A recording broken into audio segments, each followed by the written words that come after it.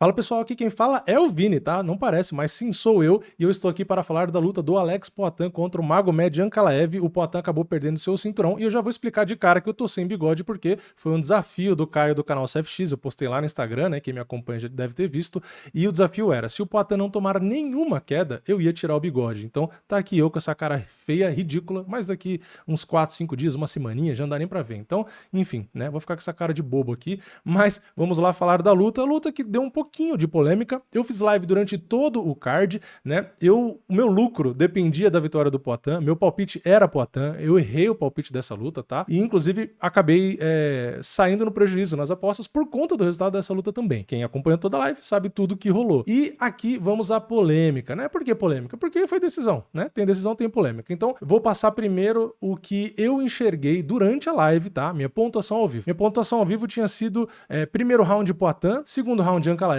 terceiro round eu marquei Poatan, 2-1, quarto round eu tinha marcado Ankalaev, isso ao vivo, sem reassistir nem nada, né? Então pra mim tava 2-2 e no quinto round pra mim o Ankalaev tinha ganho. Então, vendo ao vivo, sem rever, sem ver estatística, nada, eu tinha marcado dessa forma, tá?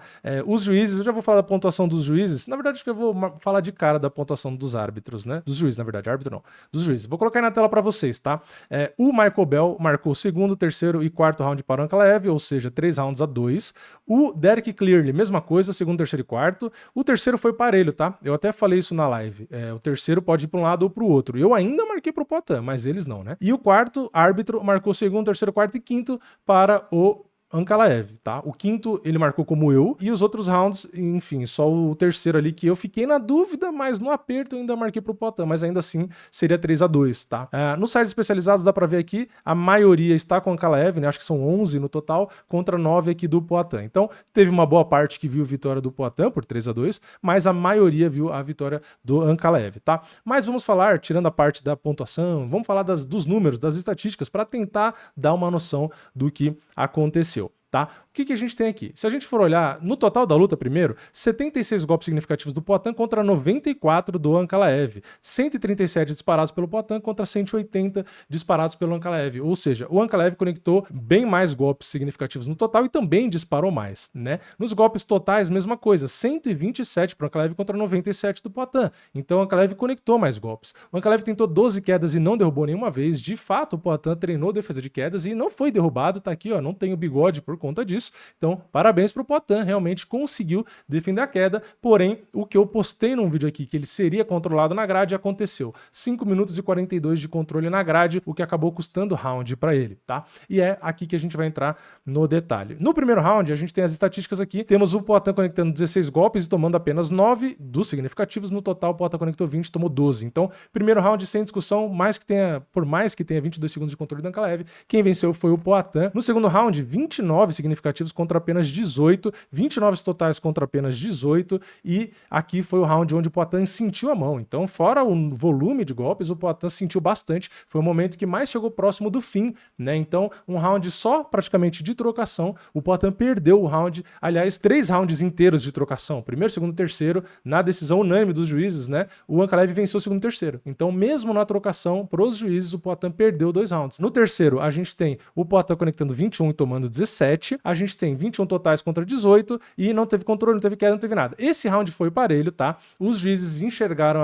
a vitória, né, ali do Ankalaev, talvez considerando também a movimentação ou mesmo a potência dos golpes e tal. Enfim, pra mim, como eu disse na live, um round parelho. Eu ainda puxei pro lado do Poatan, mas enfim, um round um pouco discutível. No quarto round, a gente tem 19 golpes contra apenas 7, 45 contra apenas 23, 6 tentativas de queda que não derrubou, mas defender golpes ou quedas não pontua, né? A obrigação é defender, né? E quase 4 minutos de controle. Então, assim, mais do que o dobro de golpes significativos, quase 4 minutos de controle, um round claro, tá? Então, round para o Ankalaev, e no quinto round, o Ankalaev conectou mais também, né? 6 golpes significativos a mais, 8 golpes totais a mais, tentou as quedas e ainda controlou por 1 minuto e 22. Então, pra mim, que eu marquei e também olhando as estatísticas, o Ankalaev teria vencido. Então, pra mim, seria 3-2 Ankalaev ou 4-1, tá? As duas pontuações possíveis. E, de novo, 3 rounds inteiros de trocação. Primeiro, segundo e terceiro. E os juízes foram unânimes, marcaram o segundo e o terceiro para o Ankalaev. Então, o Ankalaev realmente cumpriu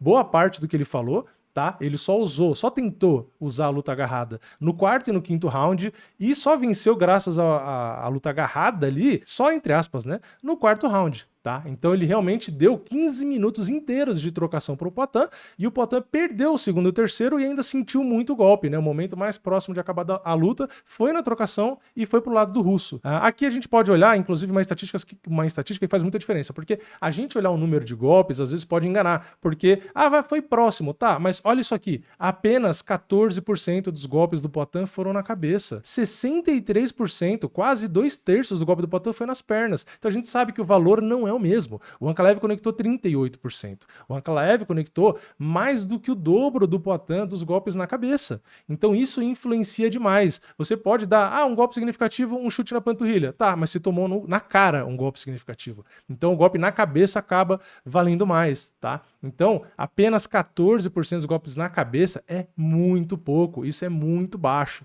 tá? É muito baixo. A gente teve 20% dos golpes do Ankalaev no clinch, 79% ali na distância. Aqui são os mesmos números que a gente tinha lá em cima, né? A barrinha só ilustrando aí quem teve mais volume. Então, no geral, como eu disse, da luta, mais golpes significativos para o Ankalaev, não só isso, muito mais golpes na cabeça, que é o que importa, tá? Então, falando da luta no geral, né, tirando o número e a pontuação, o que eu achei da luta, tá? Eu achei que o Poatan ficou um pouco, talvez, receoso por conta do Ankalaev ser um cara contra-golpeador e poder, claro, ter a possibilidade de tentar uma queda na aproximação ali, né, quando o Poatan tá batendo. E outra, eu acho, tá, que a velocidade do Ankalaev surpreendeu. Muita gente, vamos lá, né? Do lado dos emocionados aí e tal, né? Não vou ficar, obviamente não vou citar nome, mas a galera que acaba iludindo o torcedor de forma geral, né? Falava que o Ankalaev era muito lento, que o Ankalaev não tinha nada na trocação, que se o Ankalaev tomasse 2 low kicks ali acabava a luta. Ele tomou vários, a luta não acabou por conta disso. Então, falar que ele só nocauteou o Johnny Walker, enfim, ele não tem chance na trocação. Ficou nítido que ele tinha velocidade para trocar, combinações para trocar, qualidade técnica para trocar, como ele trocou, punch, porque quem balançou, o Ankalaev não balançou nenhuma vez, quem balançou foi o Poatan. Então, assim, basicamente, se a gente olha a pontuação de 2 juízes, que é o que mais, né, o que manda, porque tem 3, 2 é a maioria, certo? Mas assim, se for olhar os 3, dá na mesma. O segundo, o terceiro e o quarto round, o segundo e o terceiro, que foi unânime, todos votaram, foi só trocação, tá? Então, pode reclamar, né? Mas a luta na grade é chata, não devia ser assim. Cara, tudo bem, mas é MMA. Então, infelizmente, a gente tem Merab que faz isso, a gente tem Kamaru Usman que faz isso, a gente tem Belal Muhammad. Esse é o esporte, né? Todo mundo sabe que isso pode acontecer. E o único round onde ficou tanto tempo ali foi o quarto round. Só o quarto round não são 5. A luta tem 5. Só um round que ficou naquela porcaria ali, tá? E o cara ganhou o round. E outra, é MMA, de novo. O grappling conta. Porque se for começar, não pode ir na grade, não pode derrubar e dominar no chão, então transforma MMA em kickboxing. Então foi o que eu falei. Se pegar os primeiros 15 minutos de luta, onde só aconteceu a trocação, quem sentiu foi o Poatan, quem conectou menos golpes foi o Poatan, então o Poatan perdeu na trocação, esse é o fato, tá? Então é aquilo. A gente, como eu sempre falo aqui, eu tento sempre analisar friamente, sem torcida e tal, tá? Então, é aquela história, né? Eu falava que ele era o mais difícil, tomei hate por conta disso, né? Ouvi um monte de encheção de saco e tal, o próprio Poatan falou pra mim, né, que eu não entendo de luta e tal, não sei o quê, e a realidade se provou que era um adversário difícil, tanto que tirou o cinturão dele. Então, assim, eu não vou guardar mágoa nem nada, mas a realidade, ela se impõe, tá? Então, na época do Charles, quando ele lutou com o Makhachev, eu fui o hater e ele perdeu. Borrachinha com a Adesanya, eu fui o hater, o Borrachinha perdeu.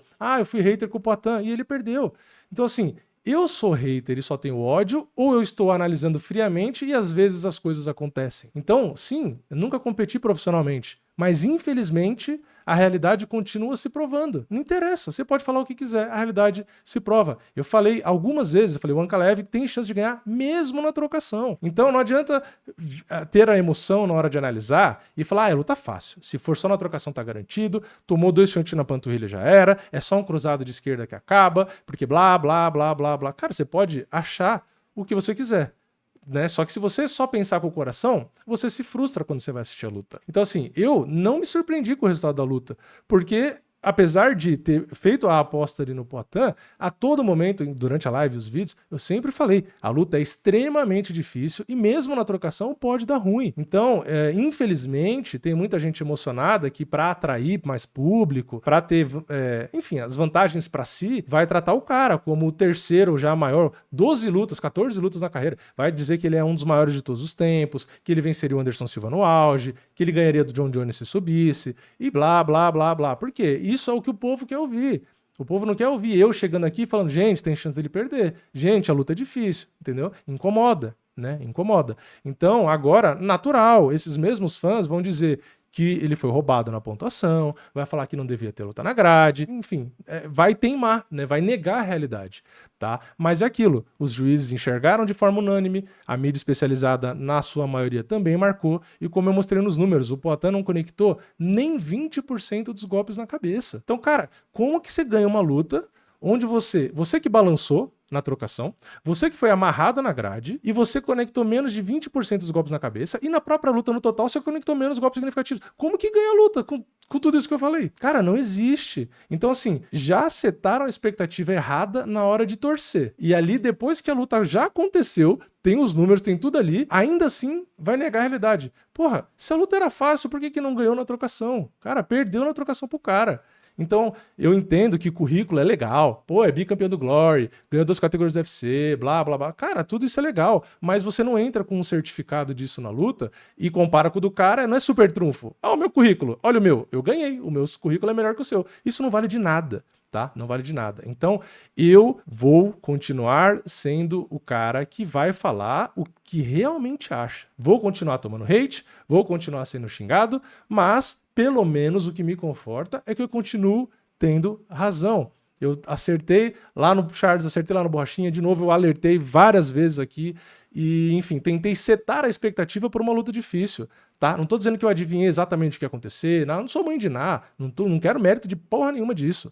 Só estou dizendo que eu fiz o que eu achava justo, setar a expectativa por uma luta difícil, tá? Eu, em forma alguma, fiquei iludindo o torcedor só pra ter, é isso aí, só pra entrar na festa, vamos todo mundo. Pra quê? Assiste a luta, fica frustrado, tá? Então é isso, a luta foi realmente difícil, como eu sempre falei, e o Poatan, infelizmente, conseguiu perder na própria área dele, que foi a trocação, e se dá pra destacar alguma coisa positiva, ele realmente defendeu as quedas, tá? Então, focou muito em defender as quedas e foi eficiente, não tomou nenhuma, mas perdeu a luta na própria área dele. Então aí é questão de revisitar como foi o treinamento, a estratégia, enfim, achar o que deu errado, não jogar a justificativa da derrota na grade, não jogar a justificativa da derrota nos juízes, na torcida, em sei lá onde. Aqui é o momento de ser humilde de verdade, reconhecer que perdeu a luta, perdeu o cinturão e buscar o que foi o que deu errado e corrigir. É aquilo que a gente já falou na derrota do Charles e em outras derrotas.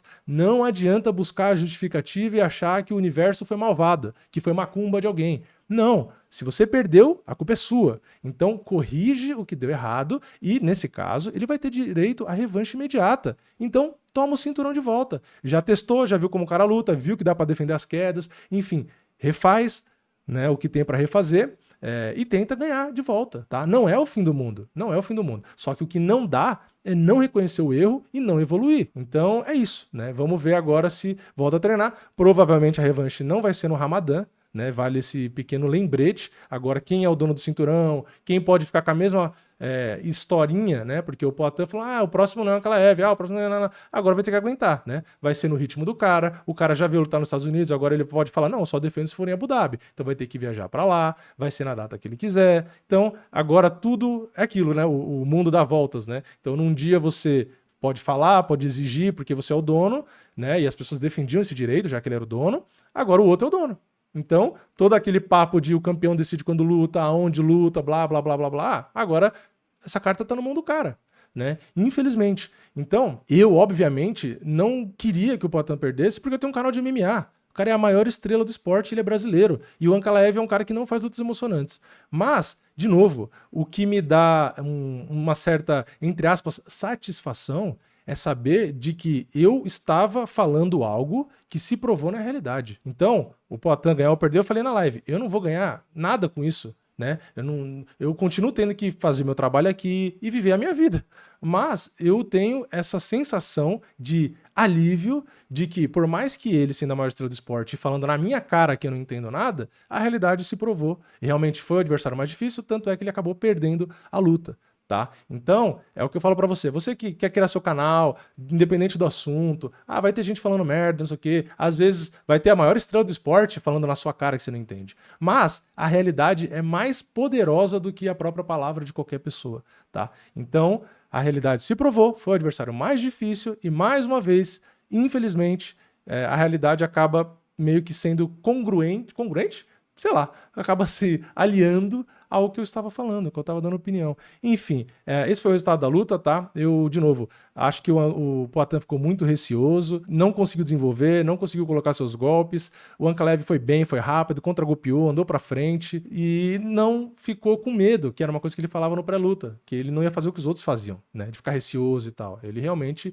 enfrentou. Então, é isso. O Poatan agora precisa voltar, corrigir os seus erros. De novo, não ficar jogando desculpa pra cá, desculpa pra lá, né? Ele mesmo já falou do próprio Ankalaev que ia ser desculpa se ele perdesse o Ramadã, não sei o quê. Então, cara, você não pode dar desculpa de grade, dar desculpa de... Cara, é a regra do esporte, você sabe que a regra é essa.